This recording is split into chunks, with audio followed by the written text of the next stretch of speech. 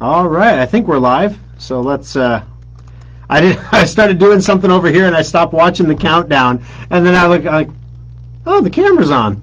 Oh, hi everybody. Oh my goodness, it's one of those mornings. So today was a great example. I did everything exactly the same as the show last week. I planned it the same way. I had great stories to go through. We had a couple IT failures during the show in here that led to some issues. But I felt like the whole show that I was stuttering, that I was mumbling, that I was getting off track and trying just desperately to stay on track. I had more callers than I knew what to do with, which was awesome. Tried to get to all of them. Kept looking at the clock. I'm like, oh, we're doing good on time. We're doing great on time. This is awesome. We're going to get to all these callers. My wife tells me that there is this thing, and I've never experienced this myself, but she tells me there is this thing called the After Schrock time vortex. And when I fall into the time vortex, time moves differently for Thor than it does for everybody around Thor. It's really like a quantum physics thing. And I don't know how because once you observe it, it stops working, right? I mean, I don't know how she knows this exists. But basically, when I'm doing the radio show, guys, the constraints, Emily is over here, and we have there's hand signals in radio for you have 1 minute, you have 30 seconds, and then break. You need to make a break. I don't need the break. I could go right on through the hour. You might need the break. You might, Thor, give me a second. It's a lot of information. But some of our affiliates take breaks during the show, and that's why we have the breaks that are filled with Schrock commercials, because we don't need to take a break, but some of them do. So we have to include the commercial breaks, and then whatever. So I'm doing the show, and I keep looking at the clock, and I'm thinking I'm good on time because I'm in the After Schrock time vortex. It doesn't occur to me that I've been talking longer than I should have been talking for what the time was on the clock. The clock's broken. The clock's battery died, apparently, and the second hand isn't. It's just moving. It's going clunk, clunk, clunk. Like there's not quite enough energy to actually get it to go tick. So it's just going tick, tick, tick. It's not ever moving, but it's gyrating. It's like vibrating. So if you glance at the clock and look down, you see that red arm go like boink, and it's like one of those clocks that you saw in school, right? Those round clocks. So it's moving, and I look down and I look up again, and oh wow, only a minute or two has gone by. So I guess because it looks about the same, I didn't really take a mental snapshot of the thing. I just looked at it, read the time. It didn't occur to me to look at my clock here, my clock here, my clock there, which was not visible because of an IT failure over here. There's a clock that tells me how much time I have until the end of the program. So when I was doing the show, guys, I was just in full on, we're going to get to these callers, we're going to do this, and then I hear the theme music, and I'm like, why am I hearing the theme? Sometimes board operators make mistakes and they screw up and they play something they're not supposed to or whatever. So I'm like, okay, it's a mistake. And then I'm like, wait a minute. Oh, I'm out of time. How much time do I have? I'm just talking right now. Talk. Give me my clock. I don't know. I can't time the exit of the program. And then that's why at the end of the show you heard me slow down, because I had 5 seconds left, which is an eternity. Oh my gosh. So we didn't even get, so this blew up the end of the program, which really ticks me off because I spent a lot of time planning the show.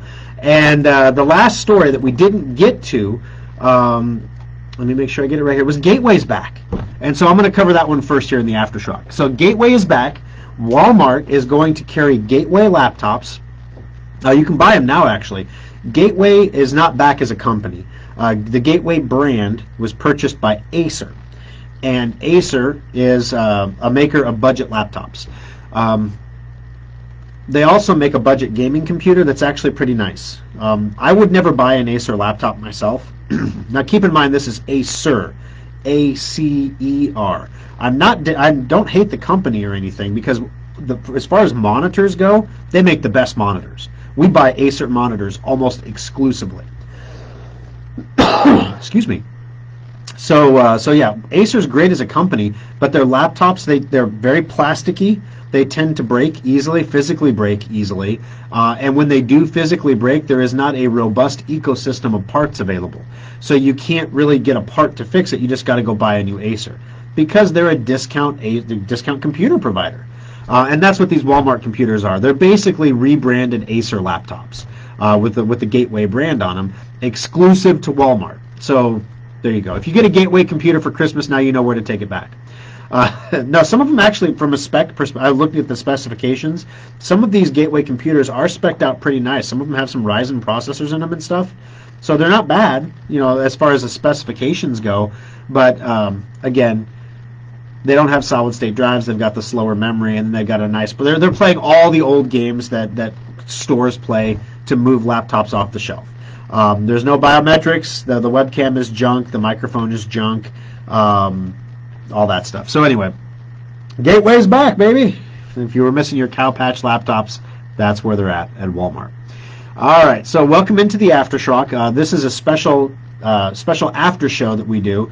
Back in the day when we started doing this, it was because Thor couldn't plan a show and would always end up with leftover stuff at the end that I didn't have time to talk about during the show, and I felt bad letting down everybody on Facebook that was watching, so we said, all right, let's go ahead and do an after show, and then we'll cover these few things. So then I said, okay, guys, what are we going to call this after show thing? Because I can't just keep calling it like the bonus time or whatever. And then you guys suggested After Schrock, and I'm like, okay, that's pretty cool. So we're going to call it the After Schrock. And then that has now morphed into, now there's Schrockville, like the place where all the Schrock fans live. We have our own little community. My gosh, guys, the world is just a mess right now. There's a part of me that wanted to talk about that Netflix show Cuties today, because it kind of indirectly touches technology, because Netflix is a big tech company and it's media, and we consume media through technology. But on the other hand, I was like, I don't want to generate any searches for that. I don't want to generate people going there and saying, what, this can't be true. And saying, oh my gosh, it is true, because it just reinforces to Netflix that all press is good press. If you haven't heard about this controversy, there's this show called Cuties, and it's a show that's supposed to be a culture piece on the exploitation of children. That's how Netflix is marketing it. So it's showing what's bad about the exploitation of children by actually exploiting children on camera. Yeah, I mean, I have not watched the show. I'm not going to do them the justice of a search. My wife and I are actually considering canceling our Netflix subscription, or at least downgrading it. Cold turkey's hard, man. Maybe I'm just going to downgrade it a little bit. But I mean, part of the show, these girls are in, and I don't know if the actors themselves are actually the ages that they're being advertised in the show, but 11 and under. And at one point, one of them is shown semi-topless in the show, and it's a movie. And I'm just like, why? And then you start hearing all these stories as you start looking into this whole world of depravity, and you start to wonder, am I the only normal person, am I the only normal man left on the planet that doesn't think 11-year-old girls are hot? What is wrong with people? What is wrong with the world? You got officers being shot in Los Angeles this morning. We had a funeral for an officer and police officer in the city of Lincoln yesterday, was just serving a warrant, just doing his job. And the guy shot him. And it's like, the world is nuts right now. And, you have that sad feeling in your soul that it's going to get more nuts before it gets better. So I've decided that the thing I'm going to focus on is taking the things that I can control and making them as absolutely good as possible. I can control that radio show. I can make that a good show.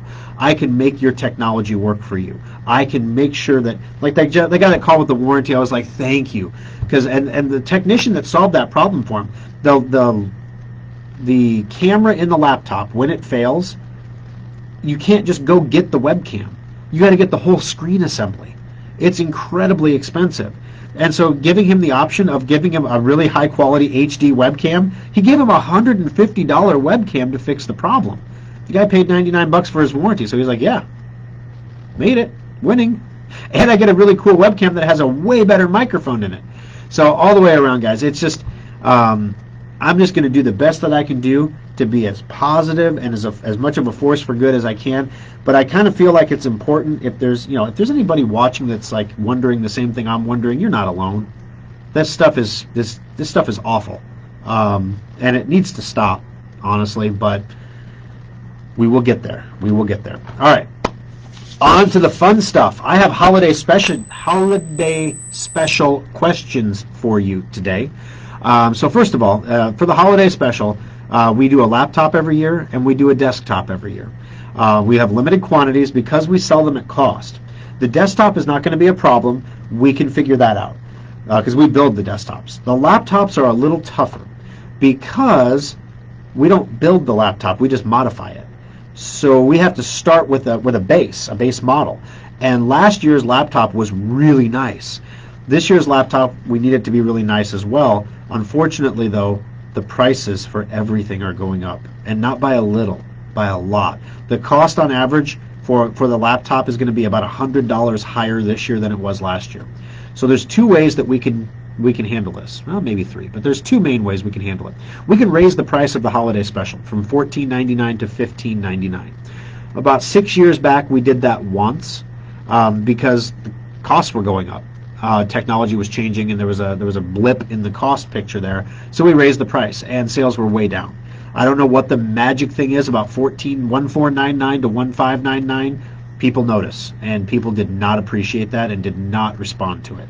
On the other hand, one year during the depths of 2008, during the housing crisis, we actually lowered the price of the holiday special. We tried it $100 cheaper. We tried it at $13.99 instead of $14.99 and saw no discernible increase in demand.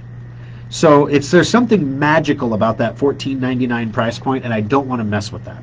So the other thing that we can do is we can put less features in the laptop. Don't really want to do that either. This is supposed to be the biggest, baddest, bestest laptop that you can buy, and if it's missing a core feature like a touchscreen, what do you do with that? So here are my questions for you this morning. Numero uno, touchscreen or no touchscreen? If you're buying a holiday special laptop, now you're buying a $1,500 laptop, do you want the touchscreen? The question is, are you going to use it? Okay. Number two, last year and the year before, we sold a 2-in-1. That is a laptop that can be flipped completely around and held like a clipboard with the screen facing out in a tablet mode. Keyboard's back here underneath. My laptop does that. I can count on one hand the number of times I've used that feature in like 3 years. What about you guys? Have you ever, if you have a 2-in-1, which is either a laptop where the screen separates as a tablet, or it folds like a taco in half backwards. If you have that, do you actually fold that in half and do that? And if you do, let me know, because that's something that I want to know, because we have some options this year. None of the options are perfect, unfortunately. So there's going to be a compromise that has to be made, and if we're going to make a compromise, I want to make sure it's a compromise that we can all live with. The only option that gives us everything we want from a technical standpoint is an Acer. Yep, an Acer laptop. At least it's an Acer Predator series, which is their gaming laptop. So those are a little bit higher quality than the Walmart specials, So here we have a laptop that retails for $1,500. It is a gaming laptop. It is designed to play high-end video games. It has a dedicated graphics card, a ton of memory, processor is great, hard drive is going to be solid state, real big. The screen is a 4K resolution. That was the big thing. The 4K resolution last year was very popular with people, with the screens. It's going to be difficult for us on the holiday special to do something that doesn't have a 4K resolution. So if you go into the world of laptops and you sort by $1,500 or less in cost and a 4K screen, you get like 4 choices. It's pretty rough. So anyway, the Acer Predator. The downside about the Predator is it is not a pleasant device to carry around. It's literally, here's a mouse, it's literally almost as thick as this mouse.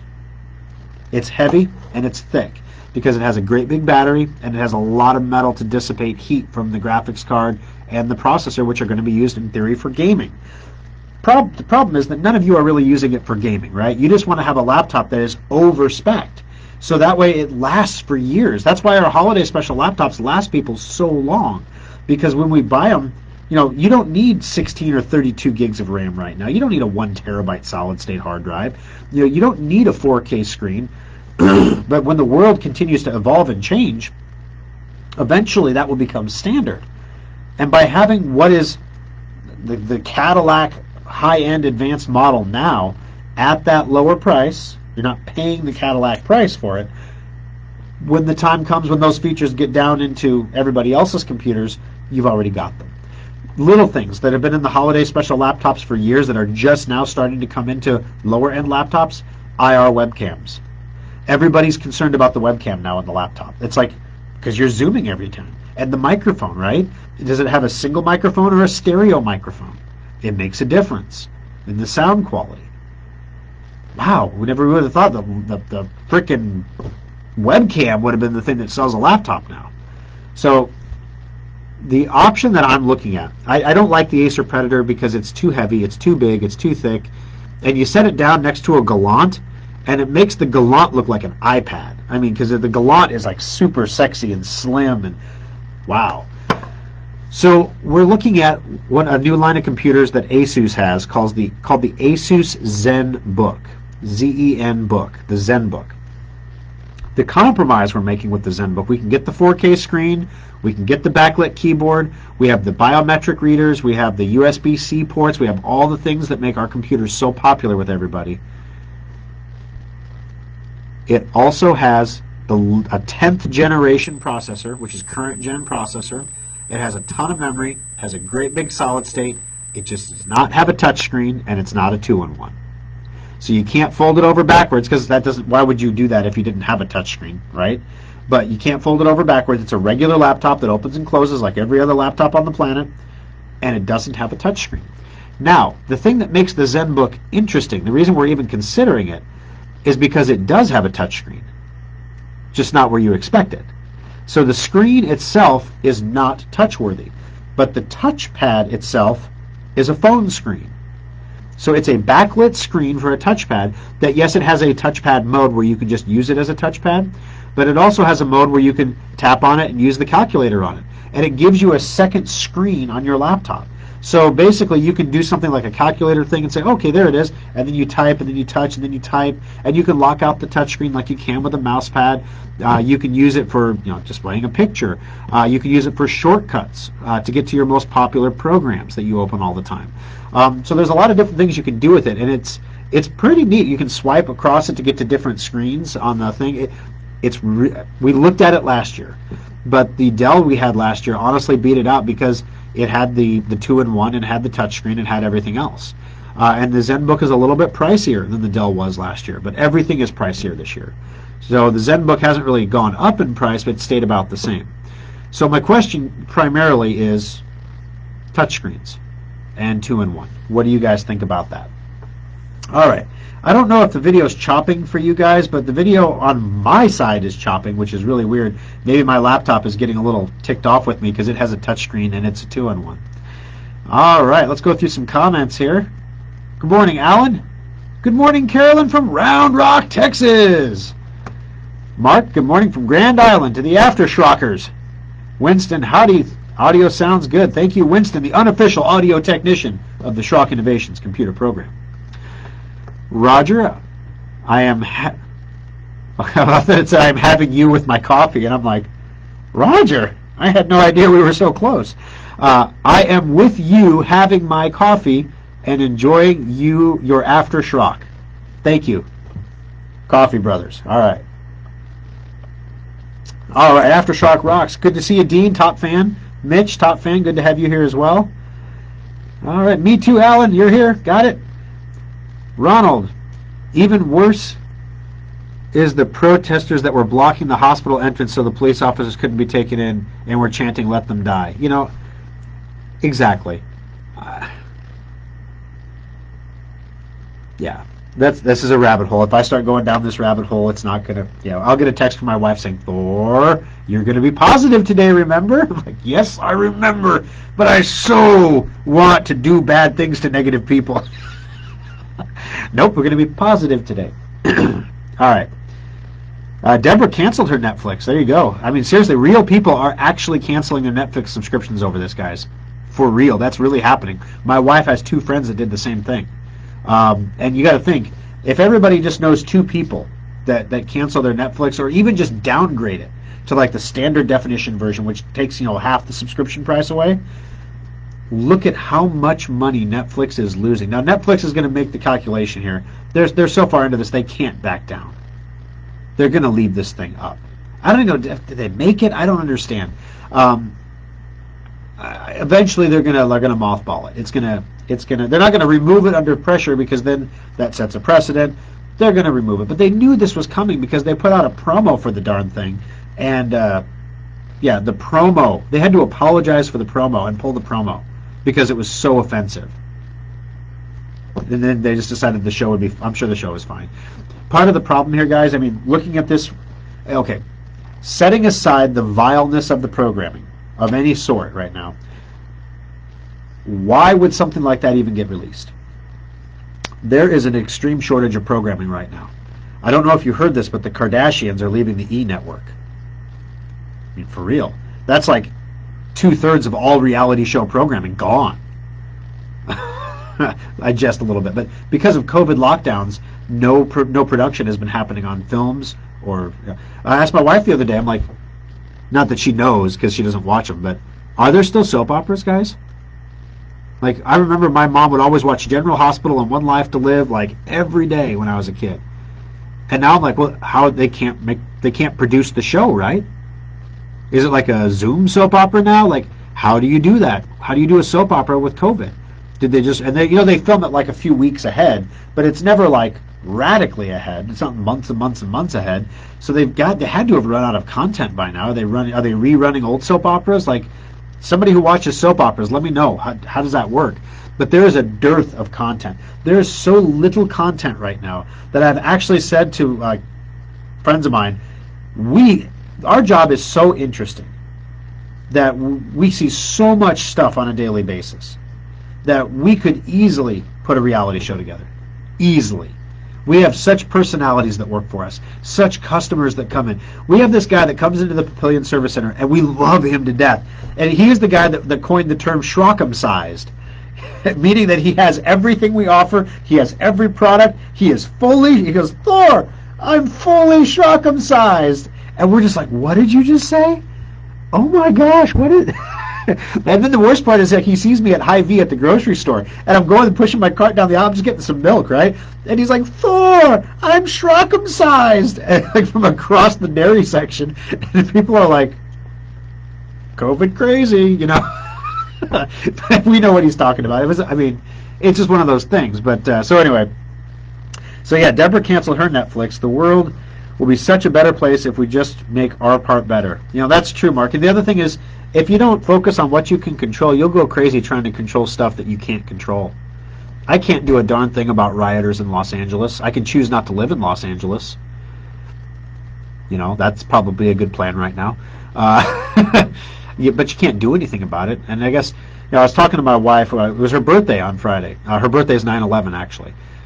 So we went out to dinner for her birthday, and we were talking about getting older and life and things like that. And just like, you see the world around you, you feel like it's just crumbling, going to hell in a handbasket. And you got to think, everybody before you has probably felt the same way. They felt the same way about the Beatles, I'm sure, but there's got to be a line somewhere, right? I mean, this, with Netflix, is clearly over a line.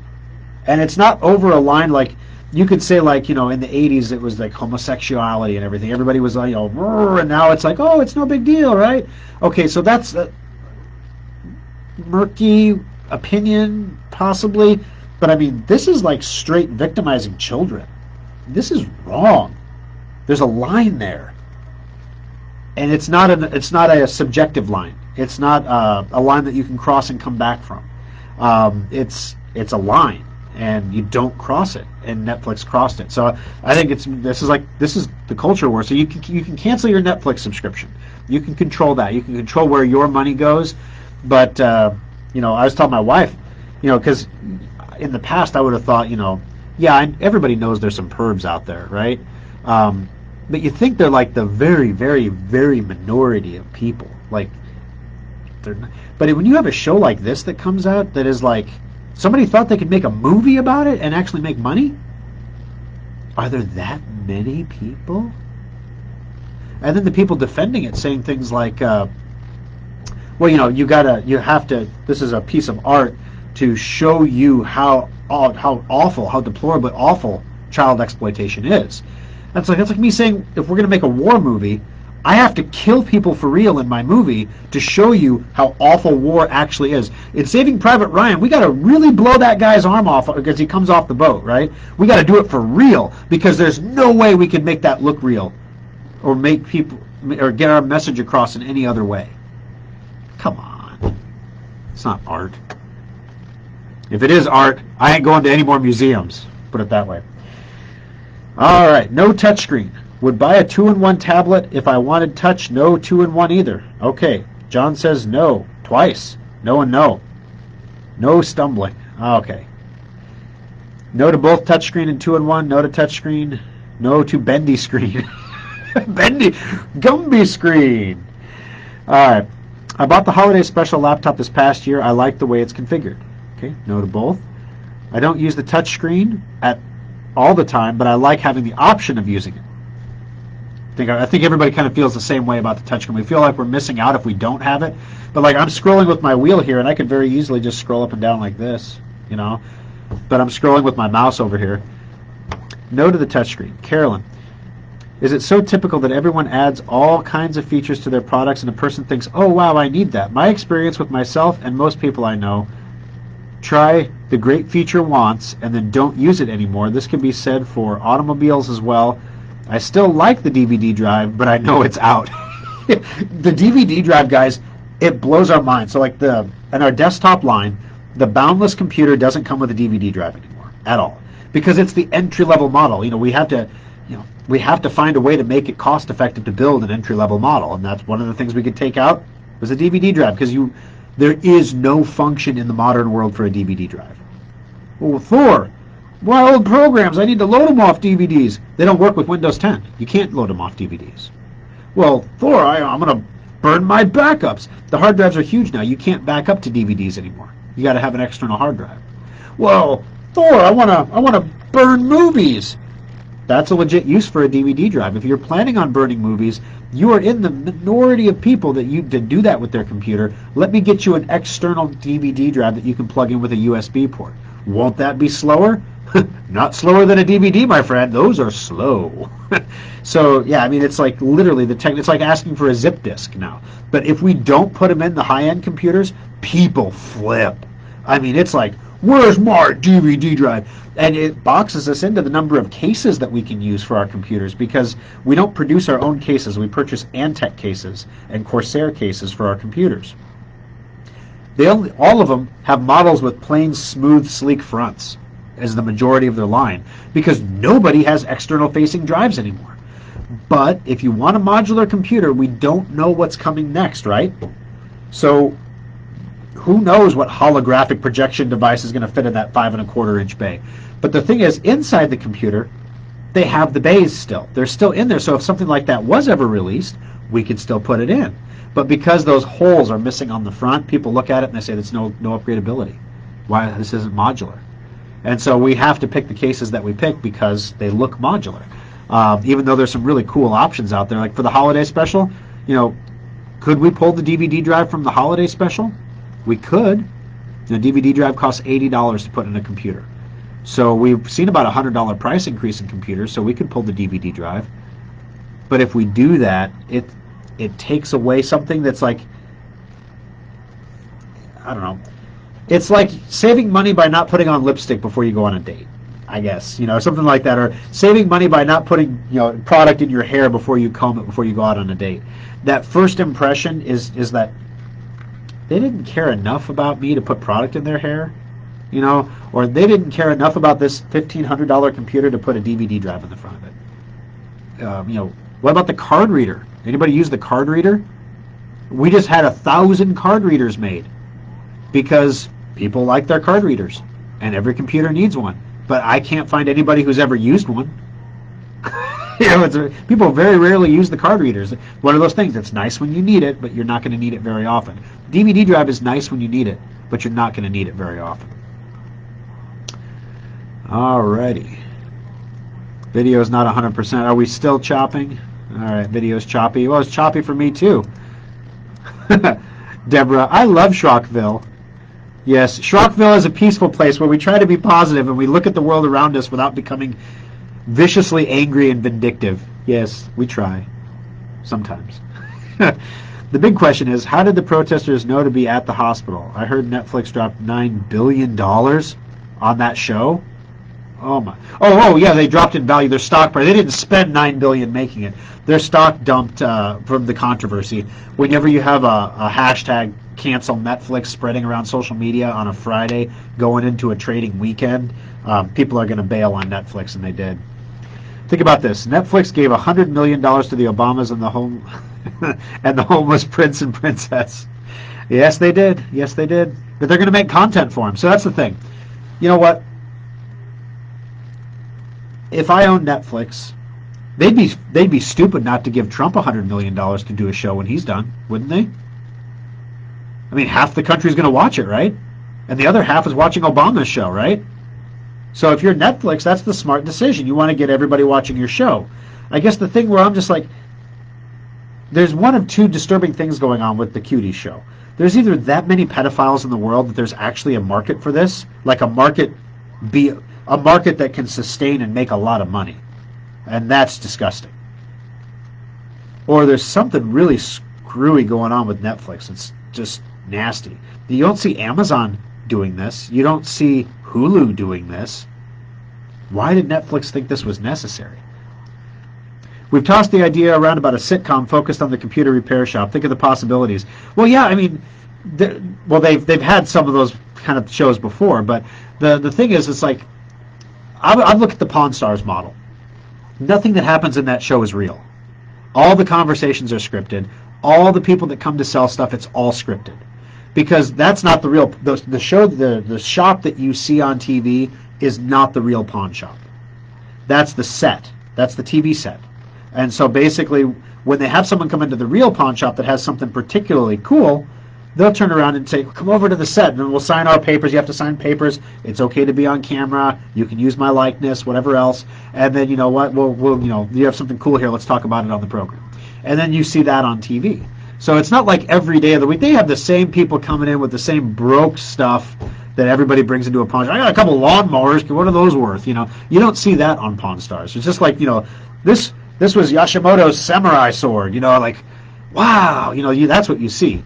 So the same thing would apply at anything. So like if we did a show, 90% of the stuff we do in the day is just, yeah, we're doing this, we're doing that, we're doing the same stuff, and it's punctuated by 10% of really silly stuff, like the Schrock size guy, or like the lady who brought in a tiny little loaf of chocolate zucchini bread, and I'm like, and she was like, is it okay to give this to you? Because we're in a pandemic, and of course it's okay to give that to us. Thank you so much for baking us a loaf of bread.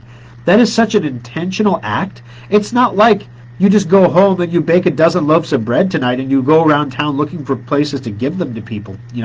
Like, you made that for us. That is awesome. Thank you so much for that. Then we have other stuff too. There's a couple times we've had to call the FBI, call law enforcement on situations. We do what we got to do. We had a call from someone the other day who's been in some trouble in the past and has to have monitoring software on his computer, and he needs a shop to put the software on and attest to the county that this monitoring software is on the computer, and then provide the county with the access information to access the monitoring logs. Okay, we'll do that. That's the thing, guys. It's like, we'll do this work, but I mean, that's a weird thing. You don't get that every day. Then, you've got the business meetings. Literally had a meeting 2 weeks ago where I I got to be careful how I phrase this, because what we have at Schrock, some people think could go a lot bigger, a lot faster. My concern was, that's great, it can go bigger and faster, but we have to stay who we are. We can't become Best Buy. We can't become, some bureaucratic computer repair shop. We have to have that same local feeling in every town we're in if we do this. And then I'm like, guys, I don't think you understand how much this is going to cost. I mean, it was $300,000 to open Des Moines. Just in equipment, it was $300,000. That's not counting training, hiring, me going back and forth all the time, the stress levels, and all the way around. It was insane. So they're like, oh yeah, we understand that, Thor. We're talking about $17.5 million here. And I was like, say what? Wow. Okay. Yeah, that's a lot of cash. Holy biscuits. Okay. That stuff happens, and I mean, it happens like twice a year, guys, so I don't get too excited about it. You shouldn't either. But especially Carolyn, I know what you're thinking. You're like, yes, yes, yes, yes. Carolyn and Round Rock. But it happens all the time, and the deals, they come, they go. Some work, some don't. But they're interesting, right? They would make excellent television. Let me tell you, when you have competitors calling you saying, "Hey, you wanna buy my business and take it over for me?" I'm done. That would be a great thing to have in a show, So I mean, there's crazy stuff that happens, and then of course just the life of running a small business right now. Just that personal aspect of, I mean, a lot of you are not business owners, but some of you are, and some of you have had people involved in your lives, or maybe in your past you had a small business. Waking up in the morning and saying, what am I going to do today? Wow. And we've been incredibly blessed to be in a really lucky industry. As far, when everything shut down, everybody turned to technology. So we had some shelter there, some divine shelter, thankfully. Then we also happened to live in one of the 9 states that didn't shut down. It was like somebody upstairs was watching over us and lining up everything that had to happen perfectly through a pandemic to help our company survive that. And it was still hard. It was still like there were mornings when I would wake up and have that small business owner knot of stress, like I've got a payroll to make, I've got this to do, and we got it done, we made it happen. But wow, it's not easy. Now imagine if you live in a state where there's a lockdown, or you're a restaurant in New York, where you're buying heaters for the winter. You have to heat the winter in order to sell food. Outdoors, you can't put up a tent because then it's indoors. You got to put up all these space heaters and literally heat the city of New York's outside, so you can serve patrons at your restaurant. Can't imagine how hard that. Yeah. So anyway. Let's see. I love Netflix, but I don't. I have Netflix, but I don't know what you're talking about. Gotcha. Well, Leslie, I am not going to ruin your Sunday morning by telling you about it, because it's that bad. It is that bad.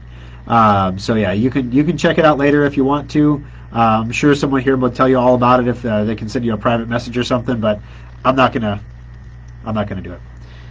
Deborah, happy birthday to the lovely Kimberly. Oh yeah, there we go. We like that. Kimberly will like that too. Speaking of which, coming up here in the After Schrock, I've got to get it wrapped up here pretty quick. But I have a question about Christmas decorations, which I know sounds so stupid, right? Oh, it's not even Halloween yet, and they're bringing out the Christmas section. How many times have you gone into the store and said, oh, the Christmas aisle, and it's like your happy place, and you could desperately use a happy place right now. So you just want to walk through the aisle and just smell the smell of the Christmas decorations and walk through there. And there's always like that one curmudgeon at the end of the aisle who is like, it's not even Halloween yet, they got the Christmas stuff out. You're like, thank you, Grinch. Moving on. But there's always that one guy, right? But we got to start thinking about this for the shops, because you may not know this. And this is one of those cultural things that we just do every year, and we've never talked about before. And we were walking through the Christmas section. Well, my wife's birthday, she got to decide where we were going on date day. We went to Hobby Lobby, and we went to Kirkland's, and we went to all the places. Kirkland's got some really really cool. It was Kirkland's, right?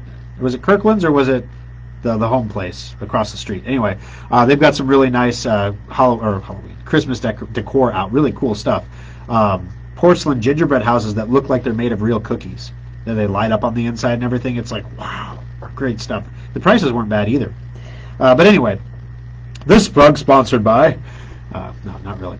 But in the shops every year we have a Christmas tree, and every year each service center has a different theme.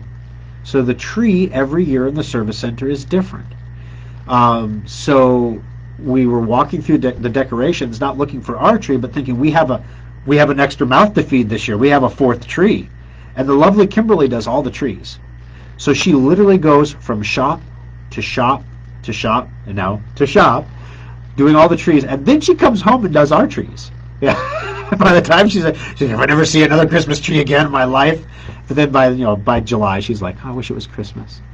So anyway, we do the themes in the shops every year. And I just offhanded thought about, out loud, we've never actually told customers that each shop has a different themed tree every year. And she's serious about her decor. She knows, she's like, okay, given the height of the tree and the radius of the tree, do you know there is a formula for how many ornaments you're supposed to have on the tree? For the tree in the service center, which is, I believe, a 10-foot tree, for it to appear full, it needs 200 ornaments. Do you put 200 ornaments? You probably don't have a 10-foot tree at home. You probably have an 8-foot tree. But do you put 150 ornaments or 100 ornaments on your tree?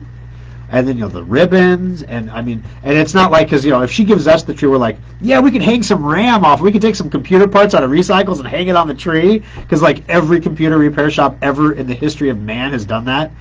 Come on, guys, admit it. You have.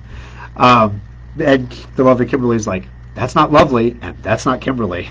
That's not happening. And so it never has happened. And never since I met that woman has that happened in my shop ever again. So she was walking through and she was like, oh, wow, like a 1950s toy tree. Cast iron, die cast, not real cast iron hanging off a tree, right? But, stuff that's made to faux cast iron toys and things like that. I'm trying to remember the tree themes from last year. We had the ice tree. Because, Elsa, we got to have an ice tree.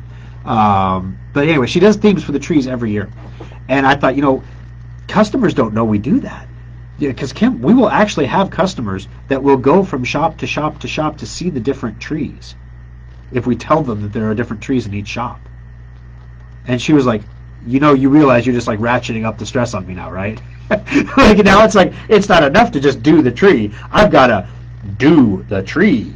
So anyway, I wanted to let everybody know that we do different trees in every shop. And if you want to come see them, you can stop by the shops. No purchase necessary, no admission required. You may take photos if you like. But you know what happens every year? Because the lovely Kimberly has to do 4 trees and then has to do our tree. And we host family at our house every year for Thanksgiving and Christmas. So if she wants to get our tree up the day after Thanksgiving, that means she has to do the shop's trees before Thanksgiving. Because we have 3 children at home, that means I have to watch the children because they don't watch themselves. And then taking the children to go tree decorating in a shop is not a good plan. So she goes and she'll do, for example, the Papillion shop is the closest one to it. She'll do the Papillion shop. Then she'll do the Omaha shop, the second closest one. Then on a weekend, she'll go down to Lincoln and do the Lincoln shop. And doing a tree is 200 ornaments. You have to fluff the tree. You got to put it together. You get the lights working. It's an all-day thing, right? And it's not like a team thing. It's not because it's not just the number of ornaments. It's where you put them on the tree and how you put them on the tree. So the lovely Kimberly, these are her trees. And so then after that, now she's got to drive to Des Moines and do a tree. So we have to start doing this about 2 or 3 weeks ahead of Thanksgiving, which means we're doing them early November. And every single year, when you see the lovely Kimberly putting up a tree, you will notice she has earbuds in. And she's, doing her thing and kind of moving to the music a little bit. And people come and people go, and she pays them no mind because who walks in the door every single year? the curmudgeon, the Grinch. A little early to be putting up Christmas trees, isn't it? And I'm like, Kim, come on, it's all marketing, right? Just tell them it's a winter tree. She tried that once, and he said, bull, boop, it's a Christmas tree. There's no star on it. What's a winter tree? Oh, gosh. So anyway, if you happen to be in the service centers and you notice the trees, the lovely Kimberly, we put them right in the windows up front. And then we put them on timers so they do run through the night as well. So when you're driving past a Schrock Innovations, you look in, you can see the tree inside, and it feels like Christmas. So anyway, if you see the trees and you like them, thank lovely Kimberly for it. But like, we can make a passport. She was like, no, you're making a big deal now. Stop it. I'm like, okay, it's your birthday. I'll do what I'm told. All right, Robert says, no touch screen. Leslie, Google Netflix and Qt and read what's being said. Yep, that's pretty much it. But the photography places give you DVD things. They do as an option, but you can take the non-DVD options too. But that's the thing. If you're doing something with like a photography studio that's giving you a DVD, we can give you an external DVD drive for your computer. All right. Do you get requests for floppy drives? No, actually we don't.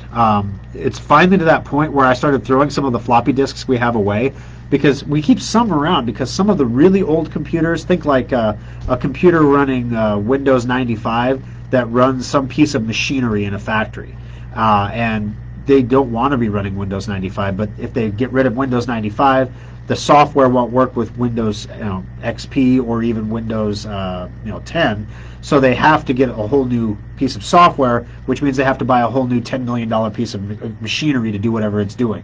And the machinery works fine, so why screw with it? We're not taking this computer on the internet anyway. It's literally an appliance. So there you go. So sometimes we have to fix those computers, and sometimes we need floppy disks to do that. But it's getting to the point now where some of the young guys that we hire in, if I hand them a computer, tell them to remove the hard drive, they'll take out the floppy drive and hand it to me. That happened one time, and I just looked at the kid. It wasn't his fault. He hadn't been trained yet. He'd never seen a floppy drive in his life. How could you blame the kid? You're getting old when. All right. Kim says, I use my card reader. Yes, you are an avid. All the pictures on the website, everything, that's all the lovely Kimberly. She is the maker of all things pretty. So she does use her card reader a lot. What do you think about the new foldable Samsung phone? I love the idea of it. The first one was an epic disaster, number one. Number two, I have a hard enough time spending $1,000 on a flagship phone, and they've been trying to creep it up. Like the entry level into like the Note 20 was $999, and then if you wanted the extra memory, it was like $1,200. The foldable phone doesn't have all the same features that my Note 20 does, and it's $2,000. So the guys, if you're not familiar with this, the idea behind the foldable phone, it's like a regular phone, except it opens up, and now you have a 7-inch tablet, and you can do tablet-y stuff, you can do businessy things, and then you go, and you have a phone again. Hello, how are you? So it's got a hinge, it's got a flexible screen. The tech is very new, it's very niche right now, and I think I'm going to pass on it for now. If Samsung sent me one, I would use the you-know-what out of that. I would love that. I'd walk around with my foldable phone here. Let me take a note for our business meeting. Oh, yay. Yeah, it'd be great, but I don't know that I'm going to spend $2,000 on it. I think I'd rather spend $2,000 ordering, and we're trying to work this out for the holiday special laptop guys, that we can order some of them in ahead of time so that we have them in stock. And we're working with a new supplier named D&H that might make this possible for us. They're willing to do the purchase contract in a different way, so that we don't have to commit. The way it usually works is you commit to buying a batch, 25, 50, 75, whatever you decide to buy, and then you pay for them, and then they ship them. So at $1,500 a computer, if we're going to do 50 of them, that's $75,000. So that's why you have to prepay for your holiday special, and then you get them in a batch. You have to wait like a month and a half for them. Wouldn't it be great if you could just walk in and buy one, though? What if we had a supplier that would actually say, okay, we're going to give you 30-day terms on the $75,000 or 60-day terms on it because we know you're good for it. Here's the laptops, thump. We sell them to the customers. We pay D&H, and everything is right with the world. and you get your computer like that. So I'm checking with them to see if they have this particular ZenBook in stock, because they do have one, but it's royal blue. And I'm not sure how I feel about royal blue as a laptop color.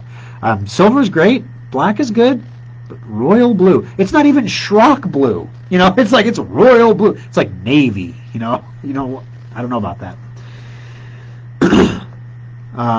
But Netflix will not give Trump $100 million. Yeah, probably right there. But, people buy George W. Bush's paintings, though. Who would have thought that was ever going to happen? Stay true to your core business, Laura. Worked for a guy back who bought a successful decades-old business, changed it all, and went broke in 2 years. Yeah, that happens a lot. And that was one of the questions that we had for this investment thing. Like, what assurances do we have that if we do something like this, because I have to give up a majority share to do that. No one gives you that kind of money without control. So the idea is I'm giving up a chunk of the pie, and we're going to make the pie so much bigger that I won't notice.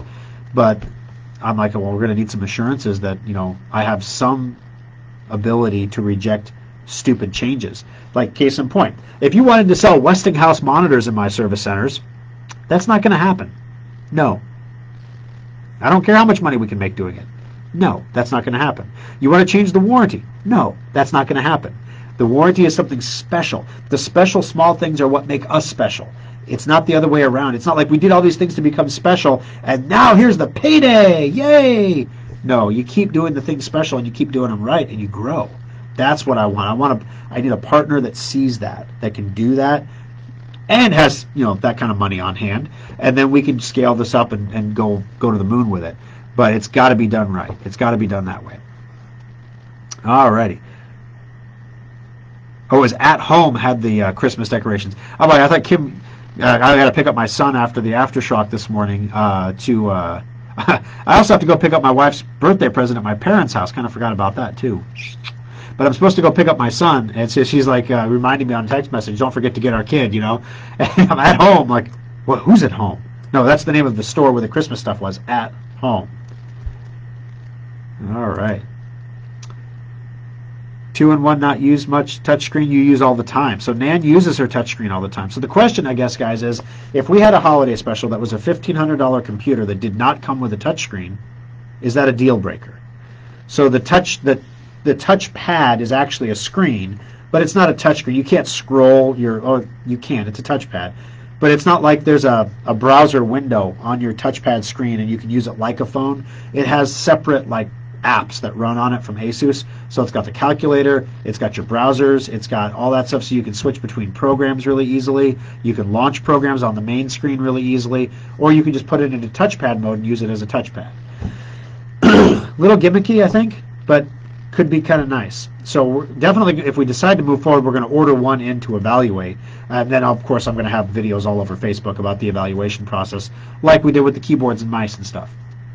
So anyway, but that's my question, is should I even evaluate this thing? Because if I evaluate it, I got to buy a $1,500 computer to evaluate. And if we choose not to do it, I can't send it back. I've got the $1,500 computer. I could sell it as an open box on the website, I suppose, but it's one of those things where I want to make sure that I don't do something silly and go after a computer that's not going to work. Bought a maintenance checkup in mid-March due to COVID. I'm in an older age group, unable to go out during the past 6 months. May I get a few days extension? Absolutely. Absolutely, Carol. The other thing is we also will do contactless pickup for you. I mentioned this last week on the program. We have been offering contactless pickup and drop-off since March, and not a single person has taken us up on it. Not one. So you can be the first one, Carol, and we're happy to come out. Basically, the way it works is we make an appointment to come pick up your computer. We pull up at your driveway. You put the computer on your porch, and then you go back inside. And then we'll come and pick up your computer, put it in the car. There's no paperwork to sign or anything like that. Take it to the shop, do the maintenance on it, do whatever has to be done. We do blow it out, then we do sanitize it with an alcohol spray after that, and then we bring it back to you, and we can arrange payment over the phone. We don't have to even do it. We can do contactless payment. We will leave it on your porch, and then we'll go back and sit in our car while we watch you take the computer inside the house to make sure you get your computer back. But yeah, so we have lots of ways that we can help you out with that, Carol. If it's something that needs to be done, don't let COVID slow you down. We can help you out. Mitch says I don't use my touchscreen because I forget that I have it. Exactly. Yeah, exactly. All right, last call for questions, guys. Last call, and then we got to get this thing rolling on here. Oh, boy. I'm trying to think if there's anything else that I was supposed to talk about today. I had a whole tease even written for the After Schrock. Make sure you tune in for these cool things. I want to tell you about the Christmas trees. 2-in-1 flip. Do you ever turn it over? That was one of my tease things. And I need feedback on the holiday special laptop possibility. So I was going to tease that during the show. I had it all planned out. And then the clock broke. And I fell into the Thor Schrock time vortex, and then it was all over with. All right, guys, thank you very much for joining us on the program today. Please make sure you do like and share the show. It really does make a difference. It makes a huge difference. The shares allow us to reach people who normally may not reach us, who may not see our content. Think about, talking about Netflix, think about all the shows on Netflix that you haven't watched. Apparently there's this show called Yellowstone, and everyone that we know has watched it but us. And they're like, oh my gosh, I cannot believe you have not watched Yellowstone. And there's another show, it's called SCHITT, Schitt's Creek. And it's a little sitcom it's like a 90s-ish sitcom kind of show, and it is flippin' hilarious. And it's been out for years. There's like 7 seasons of it. How did I not know that show existed? Wow. So just the same thing. There's lots of people who don't even know we exist, that if they were to watch it, they'd say, oh my gosh, this is great, I love this. And we rely on you guys sharing the show to make sure that we get that word out. Also, make sure you take a look at those safe upgrade licenses. I haven't checked since I started doing the After Schrock here where we're at. Since the close of the radio show, we've sold a lot. More than I can count quickly. So anyway, I guess the long and the short of it is we had 500 licenses. We've blown through at least 100 of them, minimum. So I can refresh here hopefully and check and see what we're looking at. But safe upgrade is a big deal. If you missed the radio show, there's a new Microsoft Windows 10 version coming out late September, early October-ish. It's going to be Windows 10 version 20H2. We're calling it the 2010 version because it's probably going to come out in October. But it's like they took everything from all the other updates that's ever caused a problem, and they put it together into one update. It's going to screw with your start menu. It's going to screw with your taskbar. It's going to screw with your display settings. Literally everything that has blown up any other update is all together in this one. And they've been secretly downloading it to your computer in little pieces over the last 2 months and actually installing it on your computer as part of a Windows update. They leave it turned off, though, so that the idea is when the time comes, they can flip the switch and it all just comes online. So the problem with that is, number one, older computers are not going to get those download bits because your older computers are probably not compatible. They're only going to download this to computers they know are compatible, which are computers that were made by major brands in the last 18 months. Okay? So modular computers, especially older ones, you're going to need to manually install the update or do it through Windows Update, which is a great big long download and the whole bit like always. Safe Upgrade is exactly what you need to make sure your computer keeps working. The last thing you want to have happen right now in the middle of a pandemic, especially if you're in an age group where you can't go out of the house, is to have your computer blow up in your face and have to have a repair guy come over. So Safe Upgrade safely installs this update and also gives you a warranty. I didn't talk a lot about the warranty on the show. Should have done that. It was in the notes, just didn't get to it. Follow your notes, Thor.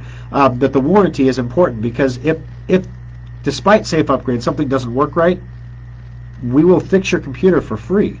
The only thing that a little bit of a gray area that I want to make sure everybody knows about up front. Safe Upgrade is a do-it-yourself at-home product. It's intended for you to do it on your own by yourself at home.